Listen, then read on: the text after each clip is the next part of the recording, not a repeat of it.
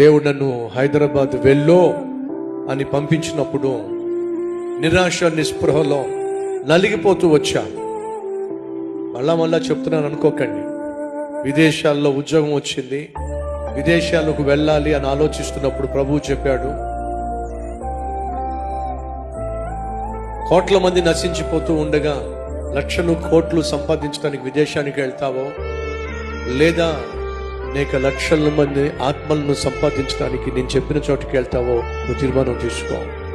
ఆ రోజు ఈ లోకానుసారమైనటువంటి లక్షలు కోట్లు సంపాదించడం కంటే దేవుడు చెప్పిన చోటుకి వెళ్ళి దేవుని పేరట లక్షల మందికి సువార్త ప్రకటించటమే లక్షణమైనటువంటి నిర్ణయం అని చెప్పి ఆ రోజు ఈ ఒక్క బైబుల్ని పట్టుకునే హైదరాబాద్లో అడుగు పెట్టా. ఆనాటి నుండి నేటి వరకు నాకున్న గొప్ప ఆస్తి ఈ పరిశుద్ధ గ్రంథం. ఈ పరిశుద్ధ గ్రంథమే ఒంటరిగా హైదరాబాదులో అడుగు పెట్టిన నన్ను ఇంత పెద్ద కుటుంబముగా ఆశీర్వదించింది, ఆ ఆధిక్యతనిచ్చింది పరిశుద్ధ గ్రంథం. ఈ పరిశుద్ధ గ్రంథమే లేకపోయినట్లయితే ఈరోజు కల్వరి టెంపుల్ ఉండేది కానే కాదు.